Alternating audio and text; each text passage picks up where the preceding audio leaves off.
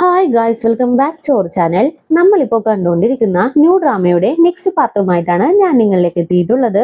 അപ്പോൾ അധികം വെയിറ്റ് ചെയ്യാണ്ട് നമുക്ക് നേരെ വീഡിയോയിലേക്ക് പോകാം. ഇപ്പോ ആ ഹോസ്പിറ്റലിന്റെ സിസ്റ്റത്തിന് എന്തോ ഒരു എറർ സംഭവിച്ചിട്ടുണ്ടല്ലോ. അങ്ങനെ തന്നെ ജിൻസി നേരത്തെ കണ്ട ആ ഡോക്ടർ ഉണ്ടല്ലോ, ആ ഡോക്ടറാണ് ഈ ഹോസ്പിറ്റലിന്റെ ഡയറക്ടർ. പുള്ളിനെ കണ്ടിട്ട് ഈ സിസ്റ്റത്തിൽ എന്തോ ഒരു ബഗ് സംഭവിച്ചിട്ടുണ്ട്, അതെനിക്ക് ഈസി ആയിട്ട് ക്ലിയർ ചെയ്യാൻ സാധിക്കുമെന്നും പറഞ്ഞ് ജിൻസി കയറി നിന്ന് ആ ബഗ്ഗൊക്കെ ക്ലിയർ ചെയ്ത് കൊടുക്കും. ഇവളുടെ കഴിവ് കണ്ട് അയാളും ഒന്ന് ഇംപ്രസ് ആകും. എന്തായാലും നിനക്ക് ഇത്രയും കഴിവുണ്ടെന്ന് ഞാൻ വിചാരിച്ചില്ല. എത്രയും പെട്ടെന്നാണ് ഈ പ്രോബ്ലംസ് ഒക്കെ നീ ക്ലിയർ ചെയ്തത്. നിനക്ക് എന്ത് ഹെൽപ്പ് വേണമെങ്കിലും എന്റെ അടുത്ത് ചോദിക്കാന്നറിയും. അപ്പൊ തന്നെ ജിൻസി ഇതൊരു ചാൻസ് ആയിട്ട് യൂസ് ചെയ്ത് ഞങ്ങളുടെ ഏറ്റവും ലേറ്റസ്റ്റ് പ്രൊജക്റ്റ് ആയിട്ടുള്ള ബേ പ്രൊജക്റ്റിന് നിങ്ങൾ ഫേസ് ടു ഫേസ് അപ്രൂവ് ചെയ്ത് തരണം. അതേപോലെ ചെറിയ ചെറിയ ഹോസ്പിറ്റലുകളിൽ ഞങ്ങളുടെ ഈ റോബോട്ടിനെ കുറിച്ച് ഒന്ന് മാർക്കറ്റ് ചെയ്യണം. അതിനും കൂടി നിങ്ങളൊന്ന് ഞങ്ങളെ ഹെൽപ്പ് ചെയ്യണമെന്നറിയും. പുള്ളിക്കാരനാണെങ്കിൽ സന്തോഷത്തോടു കൂടി തന്നെ എല്ലാത്തിനും ഓക്കെ അടിക്കും. ആ ടൈമിനാണ് ഞാൻ അങ്ങോട്ടേക്ക് കയറി വരുന്നത്. ഇയാനിന്റെ കമ്പനി ഡെവലപ്പ് ചെയ്ത സോഫ്റ്റ്വെയർസ് ആണ് ഈ ഹോസ്പിറ്റലിലൊക്കെ ഇവര് യൂസ് ചെയ്യുന്നത്. അതുകൊണ്ട് തന്നെ ഇയാനിനെ കാണുമ്പോൾ നിങ്ങളുടെ സോഫ്റ്റ്വെയറിൽ ചെറിയൊരു ബഗ് കണ്ടെത്തി, അത് ജിൻസി ഉള്ളത് കൊണ്ട് ഈസി ആയിട്ട് ഞങ്ങളത് മാനേജ് ചെയ്തു എന്നറിയും. ഇനി വീണ്ടും ഇങ്ങനൊരു ബഗ് വരാണ്ടിരിക്കാൻ വേണ്ടിയിട്ട് ഈ ഒരു സിസ്റ്റം ഫുള്ളായിട്ട് അപ്ഗ്രേഡ് ചെയ്യാനായിട്ട് ഡോക്ടർ ജിയാങ്ങിന്റെ ഗ്യാങ് എത്രയും പെട്ടെന്ന് ഇങ്ങോട്ടേക്ക് വരുമെന്നും പറഞ്ഞ് യാനും ജിൻസിയും കൂടി പുറത്തേക്ക് നടന്നു വരും. അപ്പോഴേക്കും ജിൻസി, മിസ്റ്റർ യാൻ, ഈ ഒരു ബഗ് സ്വാഭാവികമായിട്ട് വന്നതാണെന്ന് എനിക്ക് തോന്നുന്നില്ല. ആ സിസ്റ്റം എറർ സംഭവിച്ചപ്പോ ഒരാൾ ബാക്കിൽ നിന്ന് ഭയങ്കരമായിട്ട് ഈ സോഫ്റ്റ്വെയറിനെ ഡീഗ്രേഡ് ചെയ്യുന്നുണ്ടായിരുന്നു എന്നറിയും.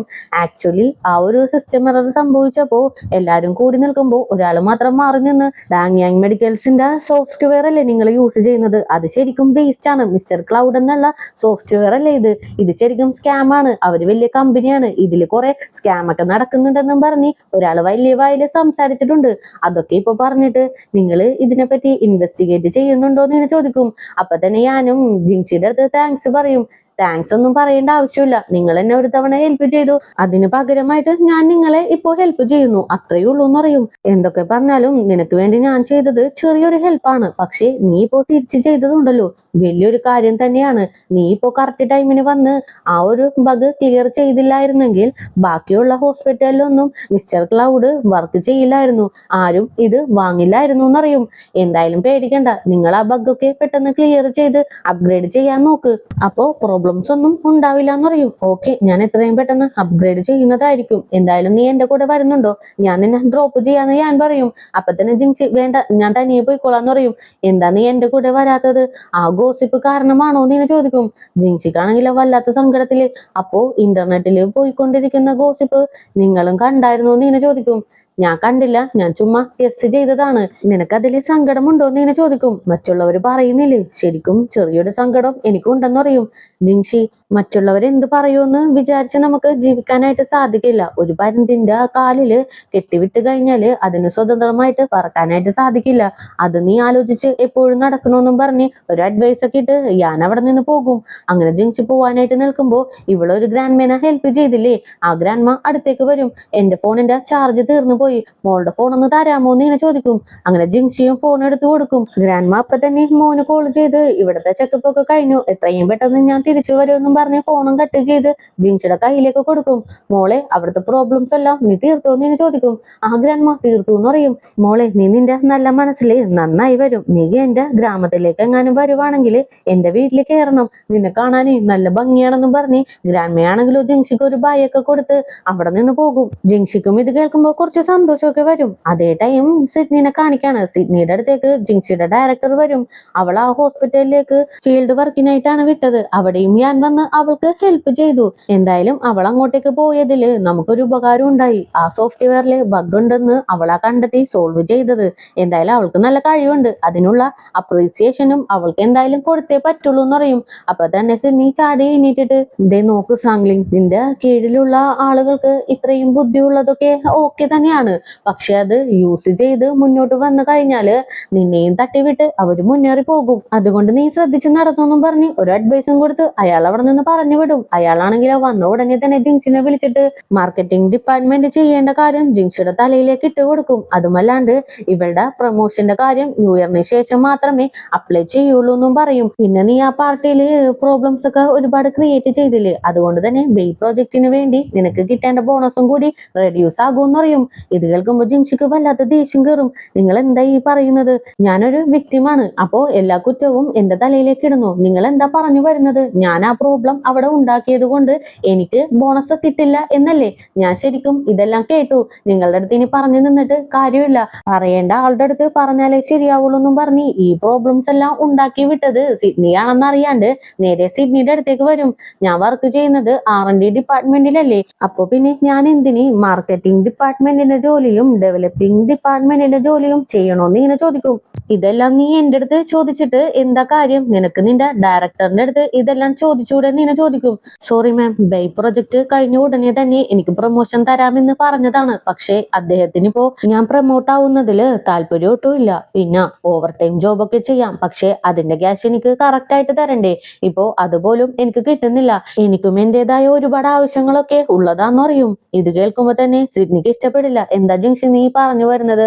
ആദ്യം നീ സെയിൽസ് ഡിപ്പാർട്ട്മെന്റിന്റെ ഡയറക്ടറിനെ പറഞ്ഞു വിട്ടു, ഇനിയിപ്പോ നിന്റെ ഡയറക്ടറിനെ കൂടി പറഞ്ഞു വിടണോ?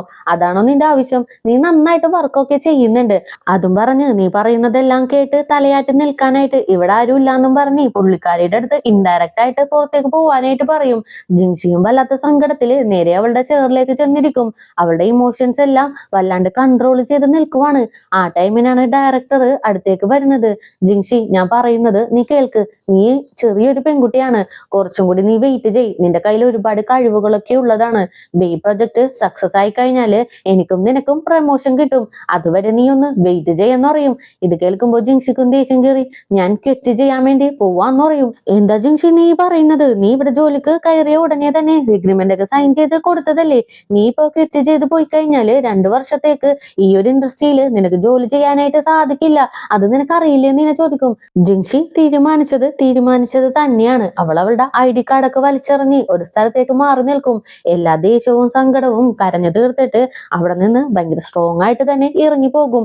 ഓപ്പോസിറ്റ് ആ ടൈമിന് യാനും അസിസ്റ്റന്റും കൂടി നടന്നു വരുന്നുണ്ട്. ജിൻസിയുടെ നടന്ന് പോക്ക് കാണുമ്പോ തന്നെ യാനിന് ഏകദേശം കാര്യം പിടികിട്ടും. അവൾ ഇവിടെ നിന്ന് റിസൈൻ ചെയ്ത് പോവാണെന്ന് തോന്നുന്നു. എന്തായാലും നീ ഒരു പണി ചെയ്, ഡോക്ടർ ജിയാങ്ങിന് അവളുടെ റെസ്യൂം ഒന്ന് അയച്ചു കൊടുക്കെന്നും പറഞ്ഞ് മുന്നോട്ട് നടന്നങ്ങോട്ട് പോകും. അതേ ടൈം ജിൻസി ആണെങ്കിലോ പുറത്തേക്ക് ഇറങ്ങി വന്ന് അവളുടെ ബോയ് ഫ്രണ്ടിനെ കോള് ചെയ്യും. ഞാൻ എന്റെ ജോബ് റിസൈൻ ചെയ്തു, ബോണസും ഇല്ല, സാലറിയും ഇല്ല, ഇനി നമുക്ക് വീട് വാങ്ങാനും പറ്റില്ല. എനിക്ക് അതിലാണ് ഏറ്റവും വലിയ സങ്കടം എന്ന് അറിയും. എന്തായാലും നീ വിഷമിക്കേണ്ട, നിന്റെ കൂടെ ഞാനില്ലേ. ഇപ്പൊ വീട് വാങ്ങാൻ പറ്റിയില്ലെങ്കിൽ എന്താണ്, പിന്നീട് നമുക്ക് വീട് വാങ്ങാം. നീ എന്തായാലും വീട്ടിലേക്ക് ചെന്ന് റെസ്റ്റ് എടുക്ക്. ഇവിടെയുള്ള ജോബെല്ലാം പെട്ടെന്ന് തീർത്ത് ഞാൻ നിന്റെ അടുത്തേക്ക് വന്നേക്കാന്ന് പറഞ്ഞ് ബോയ് ഫ്രണ്ടും അങ്ങനെ കോള് കട്ട് ചെയ്യും.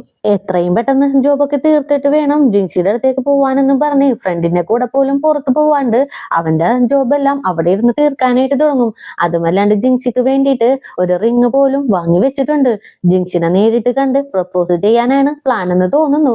അങ്ങനെ തന്നെ ഫോൺ എടുത്തിട്ട് ഞാൻ നിന്നെ ഒരുപാട് മിസ് ചെയ്യുന്നു എന്നും പറഞ്ഞ് ജിൻസിയുടെ ബോയ് ഫ്രണ്ടും അങ്ങനെ ജിൻസിക്ക് ഒരു മെസ്സേജ് ഒക്കെ വിടും.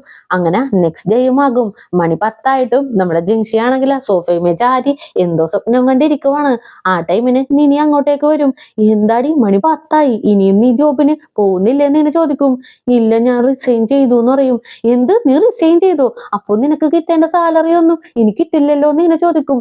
സാലറി മാത്രമല്ല, പ്രോജക്റ്റിന്റെ ബോണസും ഈ റെന്റിങ് ബോണസും കൂടി എനിക്ക് കിട്ടില്ല എന്ന് പറയും. അപ്പൊ നീ നിന്റെ ബോയ് ഫ്രണ്ടിന്റെ അടുത്ത് കാര്യം പറഞ്ഞോ എന്ന് ഞാൻ ചോദിക്കും. ആ, ഞാൻ പറഞ്ഞു. അവൻ എന്റെ അടുത്ത് റിലാക്സ് ആയിട്ടൊന്ന് റെസ്റ്റ് എടുക്കാൻ മാത്രമേ പറഞ്ഞുള്ളൂ എന്ന് പറയും.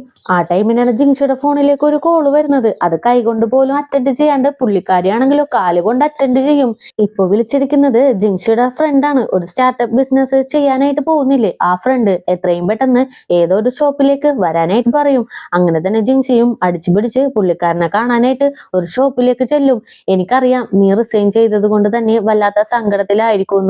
നീ സങ്കടപ്പെട്ടിരിക്കരുത്. കോളേജ് കാലഘട്ടത്തിലൊക്കെ നീ എന്ത് സ്ട്രോങ് ആയിരുന്നു എന്ന് നിനക്ക് തന്നെ അറിയാമല്ലോ. അതുകൊണ്ട് തന്നെ സ്ട്രോങ് ഗേളായിട്ട് നീ അതും കടന്നു വരണോന്നൊക്കെ പറഞ്ഞ് പുള്ളിക്കാരൻ നല്ല രീതിക്ക് മോട്ടിവേറ്റ് ചെയ്തോണ്ടിരിക്കും. ആ ടൈമിനാണ് ജിൻസിയുടെ ഫോണിലേക്ക് ആ ഒരു ഗ്രാൻഡ്മ ആ ഹോസ്പിറ്റലിൽ വെച്ച് കണ്ടുമുട്ടിയില്ലേ, ആ ഗ്രാൻഡ്മ വിളിക്കുന്നത്. മോളെ, എനിക്ക് നല്ല പല്ലുവേദന എടുക്കുന്നുണ്ട്, ഇവിടെ നിന്ന് ഹോസ്പിറ്റലിൽ വരെ പോവാനായിട്ട് എത്താനായിട്ട് ഒരുപാട് ദൂരമാണ്, ഒരുപാട് ടൈം എടുക്കും. അതുകൊണ്ട് അവിടെ നിന്നും തന്ന ആ മെഡിസിൻ ഞാനിപ്പോ കഴിക്കട്ടെ എന്ന് ഇങ്ങനെ ചോദിക്കും. അയ്യോ ഗ്രാൻഡ്മ, എന്റെ അടുത്ത് ചോദിക്കല്ലേ, ഞാനൊരു ഡോക്ടർ ഒന്നുമല്ല. എന്തായാലും ഗ്രാൻഡ്മക്ക് പെയിൻ ഉണ്ടെന്നല്ലേ പറഞ്ഞത്, അപ്പോ ഹോസ്പിറ്റലിൽ വരെ പോകുന്നതായിരിക്കും നല്ലതെന്ന് പറയും.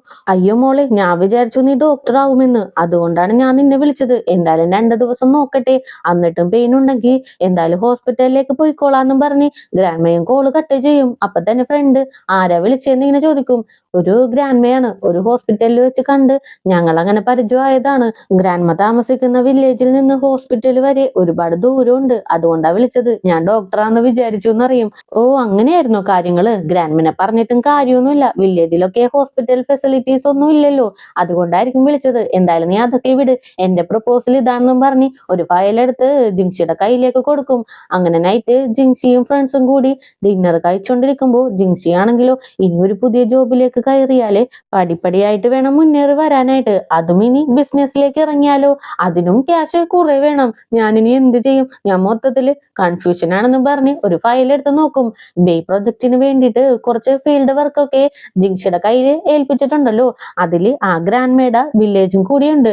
എന്തായാലും ഈ വില്ലേജിലേക്ക് ഒന്ന് പോയാലോ, അവിടെ കാണാൻ നല്ല ഭംഗിയാന്നാ പറഞ്ഞെന്ന് പറയും. അപ്പൊ തന്നെ നീന, അങ്ങനെയാണെങ്കിൽ ഞങ്ങളും കൂടി വരാം, ഇവളുടെ കയ്യിൽ കാറും ഉണ്ട്, നമുക്ക് 3 പേർക്കും കൂടി പോയി ഒന്ന് അടിച്ചു പൊളിച്ചിട്ട് വരാന്ന് പറയും. അതേ ടൈം യാനിന്റെ അടുത്തേക്ക് അസിസ്റ്റന്റ് വരും. ജിങ്ഷി ഇപ്പോ ഒരു വില്ലേജിലേക്ക് പോകുന്നുണ്ടല്ലോ, അവിടേക്ക് ഇപ്പൊ ജിങ്ഷി പോകുന്ന കാര്യം യാനിനെ അറിയിക്കും. യാനാണെങ്കിലും ഉടനെ തന്നെ എന്തായാലും നമുക്കും അങ്ങോട്ടേക്ക് തന്നെ പോവാന്നും പറഞ്ഞ് തീരുമാനിക്കും. അങ്ങനെ നെക്സ്റ്റ് ഡേയും ആകും. ജിങ്ഷി ബസ്സിൽ നിന്ന് ഇറങ്ങുമ്പോ യാനാണെങ്കിലും ഓപ്പോസിറ്റ് വന്ന് നിൽക്കും. അങ്ങനെ രണ്ടുപേരും കൂടി വില്ലേജിലേക്ക് ഒരുമിച്ച് നടക്കാനായിട്ട് തുടങ്ങും. നീ ജോബിൽ നിന്ന് റിസൈൻ ചെയ്തു, എന്നിട്ട് നീ വർക്ക് ചെയ്യാനായിട്ട് വന്നേക്കുവാണോ എന്ന് ചോദിക്കും. എന്ത് ചെയ്യാനാണ്, ഒരു വർക്ക് തുടങ്ങിയ അത് കംപ്ലീറ്റ് ചെയ്യണ്ടേ, അതിനു വേണ്ടിയിട്ടാ വന്നേന്ന് പറയും. ആ എന്തായാലും നിന്നോട് ഒരു കാര്യം ചോദിക്കാനിരിക്കുമായിരുന്നു.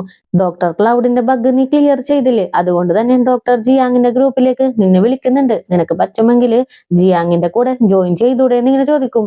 അയ്യോ എന്നെ കൊണ്ട് പറ്റില്ല, ഞാൻ ഈ ജോബിന് കയറിയപ്പോ തന്നെ എഗ്രിമെന്റ് സൈൻ ചെയ്തതാണ്. ഈ ഒരു ഫീൽഡില് എനിക്കിനി 2 വർഷത്തേക്ക് വർക്ക് ചെയ്യാനായിട്ട് സാധിക്കില്ല എന്ന് പറയും. അതിനെ കുറിച്ചൊന്നും നീ ആലോചിച്ച് വറി ചെയ്യണ്ട, അതിന്റെ കാര്യങ്ങളെല്ലാം ഞാൻ നോക്കിക്കോളാം. നിനക്ക് വേറെന്തെങ്കിലും ഡിമാൻഡ് ഉണ്ടോ എന്ന് ഇങ്ങനെ ചോദിക്കും. ഡിമാൻഡ് ഒന്നുമില്ല, പക്ഷേ ഇതിന് ആപ്റ്റ് ആയിട്ടുള്ള ഒരാളായിട്ട് എനിക്ക് തോന്നുന്നില്ല, അതുകൊണ്ടാന്ന് പറയും. നീ അങ്ങനെയൊന്നും ചിന്തിക്കേണ്ട ആവശ്യമൊന്നുമില്ല, നീ എന്തായാലും നന്നായിട്ടൊന്ന് ആലോചിക്ക്, അതിനുശേഷം നീ മറുപടി പറഞ്ഞാൽ മതി എന്നും പറഞ്ഞ് അങ്ങനെ രണ്ടുപേരും കൂടി മുന്നോട്ട് നടന്നു പോകും. അങ്ങനെ സീൻ കട്ട് ചെയ്താല് ആ വില്ലേജിലുള്ള ആളുകൾക്കൊക്കെ ആ ഒരു റോബോട്ട് വെച്ച് ഡെന്റൽ ചെക്കപ്പ് ഒക്കെ നടന്നുകൊണ്ടിരിക്കുകയാണ്. അവിടെ നമ്മുടെ ജിങ്ഷി ഉണ്ട്. ആ ടൈമിനാണ് ആ ഗ്രാൻഡ്മ അങ്ങോട്ടേക്ക് വരുന്നത്. ആ വില്ലേജിൽ തന്നെയാണല്ലോ ആ ഗ്രാൻഡ്മ ഉള്ളത്. ജിങ്ഷിനെ കാണുമ്പോ തന്നെ, അല്ല നീ ഡോക്ടർ അല്ല എന്നല്ലേ പറഞ്ഞേ, അപ്പൊ പിന്നെ നീ എന്തിനാ ഇവിടെ വന്നേന്ന് ചോദിക്കും. ഇല്ല ഗ്രാൻഡ്മ, ഞാൻ ഡോക്ടർ അല്ല, ദേ ചെക്ക് ചെയ്യുന്നത് മിഷനാണ്, അതിൽ നിന്ന് നോക്കിയിട്ടാണ് മെഡിസിൻ ഒക്കെ തരുന്നത്. അല്ല ഗ്രാൻഡ്മ എന്താ ഇങ്ങോട്ട് വന്നത്, പല്ലുവേദന എടുക്കുന്നുണ്ടോ? അങ്ങനെയാണെങ്കിൽ വാ വന്ന് ചെക്ക് ചെയ്യുന്ന പറയും. ഇല്ല മോളെ, എനിക്കൊരു വേദനയില്ല, ദേ എന്റെ ഫ്രണ്ടിനെയും കൂട്ടി വന്നതാണ്, അവൾക്ക് വായ തുറക്കാനേ പറ്റുന്നില്ല, അതുകൊണ്ടാണ് അവളെയും കൂട്ടി വന്നേന്ന് പറയും. അങ്ങനെ ആ ഗ്രാൻഡ്മേനെയും പിടിച്ചിരുത്തി ഡെന്റൽ ചെക്കപ്പ് ഒക്കെ നടത്തും. റിസൾട്ട് കിട്ടിക്കഴിയുമ്പോ ഡോക്ടറും അതിനുള്ള മരുന്നൊക്കെ കൊടുത്ത് ഗ്രാൻഡ്മേനെ പറഞ്ഞു വിടും. അങ്ങനെ ഗ്രാൻഡ്മ എഴുന്നേൽക്കുമ്പോ പെട്ടെന്ന് വീഴാനായിട്ട് പോകും. പെട്ടെന്ന് ജിങ്ഷി ചെന്ന് താങ്ങി പിടിക്കും. പക്ഷെ ആ ഗ്രാൻഡ്മക്ക് ഇഷ്ടപ്പെടില്ല. അങ്ങനെ തന്നെ ജിങ്ഷിയുടെ കൈ തട്ടി മാറ്റി പയ്യെ നടന്നു പോകും. അപ്പൊ തന്നെ ജിങ്ഷിയുടെ ആ ഒരു ഫ്രണ്ട് ആയിട്ടുള്ള ഗ്രാൻഡ്മ, നീ അവളെ കുറിച്ച് ഒന്നും വിചാരിക്കണ്ട, കുഞ്ഞിലെ തന്നെ അവൾക്കൊരു ആക്സിഡന്റ് സംഭവിച്ച് അവളുടെ കാല് പോയി, ഇപ്പൊ ഒരു ഫേക്ക് ഫുഡാണ് വെച്ചിട്ടുള്ളത്. അന്നു മുതലേ തന്നെ ആരും അവളെ ഹെൽപ്പ് ചെയ്യുന്നത് അവൾക്ക് ഇഷ്ടമല്ല, അതുകൊണ്ടാണ് അവൾ ഇങ്ങനെയൊക്കെ നടന്നത്. എന്തായാലും അവൾ സേഫ് ആയിട്ടിരിക്കും, ഞാൻ അവളുടെ കൂടെ പോട്ടെ എന്നും പറഞ്ഞ് ആ ഗ്രാൻഡ്മ അവരുടെ ഫ്രണ്ടിന്റെ കൂടെ തന്നെ നടന്നു പോകും. ഇവരിങ്ങനെ പോകുന്നതെല്ലാം ജിങ്ഷിയും നോക്കിക്കൊണ്ട് നിൽക്കും. പെട്ടെന്നാണ് ഞാൻ അടുത്തേക്ക് വരുന്നത്. എന്താ നീ ആലോചിച്ച് നിൽക്കുന്നതെന്ന് ഇങ്ങനെ ചോദിക്കും. ഞാൻ ഉണ്ടാക്കിയ റോബോട്ട് ഒരുപാട് പേർക്ക് ഉപകാരപ്രദമായിട്ടുണ്ട്, അതോർക്കുമ്പോ തന്നെ എന്തോ ഞാൻ അച്ചീവ് ചെയ്ത ഫീൽ ആണെന്നും പറഞ്ഞ് ജിങ്ഷി അങ്ങനെ അവിടെ നിന്ന് നടന്നു പോകും. ഇവരൊരു കോമ്പറ്റീഷനിൽ ഒരുമിച്ച് പങ്കെടുത്തിട്ടുണ്ടല്ലോ, ഇതേ ഡയലോഗ് തന്നെ ജിങ്ഷി ആ ടൈമിന് പറഞ്ഞിട്ടുണ്ട്. ആ കാര്യം ഇപ്പോ ഞാൻ ഓർത്തെടുക്കും. അങ്ങനെ സീൻ കട്ട് ചെയ്താല് കുറച്ചു നേരം കഴിയുമ്പോ ജിങ്ഷിയുടെ അടുത്തേക്ക് മറ്റേ ഗ്രാൻഡ്മ വരും. ഒരു ഗിഫ്റ്റ് എടുത്ത് ജിങ്ഷിയുടെ കൈ കൊടുത്തിട്ട്, ഇതെന്റെ ഫ്രണ്ട് തരാൻ പറഞ്ഞതാന്ന് പറയും. ഗിഫ്റ്റ് ഒക്കെ എന്തിനാ ഗ്രാൻഡ്മ, എന്തായാലും നിങ്ങളുടെ സ്നേഹം മാത്രം മതി. അല്ല മറ്റേ ഗ്രാൻഡ്മക്ക് എങ്ങനെയുണ്ട്, ആർട്ടിഫിഷ്യൽ ഫുഡ് വെച്ചിട്ട് നടക്കാൻ ആ ഗ്രാൻഡ്മക്ക് വല്ല ബുദ്ധിമുട്ടും ഉണ്ടോന്ന് ഇങ്ങനെ ചോദിക്കും. ആ മോളെ ഒരുപാട് ബുദ്ധിമുട്ടുണ്ട്, ആ ഒരു ഫുഡ് അവൾക്ക് അത്രക്ക് സൂട്ട് ആവുന്നില്ല, അതും വെച്ച് നടക്കുമ്പോൾ വല്ലാത്ത വേദനയുണ്ട്, വല്ലാണ്ട് ബുദ്ധിമുട്ടിയാണ് അവള് നടന്നൊക്കെ പോകുന്നത്. അല്ല മോളെ അവൾക്ക് സൂട്ട് ആവുന്ന പോലെ ഒരു കഫ് നിങ്ങൾക്ക് അവൾക്ക് റെഡിയാക്കി കൊടുക്കാനായിട്ട് പറ്റുമോ എന്ന് ഇങ്ങനെ ചോദിക്കും. പറ്റും ഗ്രാൻഡ്മ, ഇപ്പോ നമ്മുടെ ഫെസിലിറ്റീസ് എല്ലാം ഇമ്പ്രൂവ് ആയിക്കൊണ്ടിരിക്കുകയല്ലേ, എന്തെങ്കിലും ഹെൽപ്പ് ചെയ്യാൻ പറ്റുമോ എന്ന് ഞാനൊന്ന് നോക്കട്ടെ. എന്തായാലും ഗ്രാൻഡ്മ പോയിട്ട് വന്നും പറഞ്ഞ് ഗ്രാൻഡ്മനെ പറഞ്ഞെടുക്കും.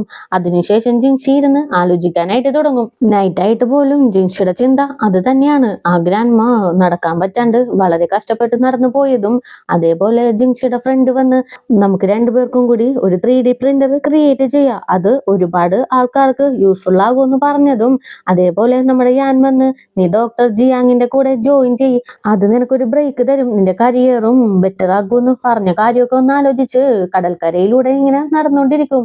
ആ ടൈമിനാണ് യാൻ അടുത്തേക്ക് വരുന്നത്. അല്ല മാഡം, മാഡത്തിന് ഉറക്കമൊന്നുമില്ലേ, എന്താ ഇവിടെ ഇങ്ങനെ നടക്കുന്നതെന്ന് ഇങ്ങനെ ചോദിക്കും. ആ ഉറക്കം വന്നില്ല, അപ്പൊ ഒന്ന് നടക്കാന്ന് വിചാരിച്ച് നടന്നതാണ്. അല്ല സാറെന്താണ് ഈ വഴിക്ക്, സാറിനും ഉറക്കം വന്നില്ലേന്ന് ഇങ്ങനെ ചോദിക്കും. ആ എനിക്ക് ഉറക്കം വന്നില്ല എന്നും പറഞ്ഞ് രണ്ടുപേരും കൂടി കടലിലേക്ക് ഇങ്ങനെ നോക്കിക്കൊണ്ട് നിൽക്കും. എന്തായാലും ഇതോടുകൂടി തന്നെ ഇന്നത്തെ എപ്പിസോഡും കൂടി ഇവിടെ അവസാനിപ്പിക്കുകയാണ്. നെക്സ്റ്റ് എപ്പിസോഡുമായിട്ട് എത്രയും പെട്ടെന്ന് തന്നെ വരുന്നതായിരിക്കും. അപ്പോൾ പുതിയ കൂട്ടുകാരെങ്കിലും നമ്മുടെ ഈ ചാനൽ വിസിറ്റ് ചെയ്തിട്ടുണ്ടെങ്കിൽ സബ്സ്ക്രൈബ് ചെയ്ത് കൂടെയുള്ള ബെല്ലൈക്കണും കൂടി എനേബിൾ ചെയ്ത് വെച്ചേക്കുക. കൂടെ തന്നെ വീഡിയോക്ക് ഒരു ലൈക്കും, വീഡിയോനെ കുറിച്ചുള്ള അഭിപ്രായങ്ങൾ കമന്റിലൂടെയും അറിയിച്ച് ഞങ്ങളെ സപ്പോർട്ട് ചെയ്യുക. അപ്പോൾ നെക്സ്റ്റ് എപ്പിസോഡുമായിട്ട് വരുന്നവരേക്കും tata bye bye, see U.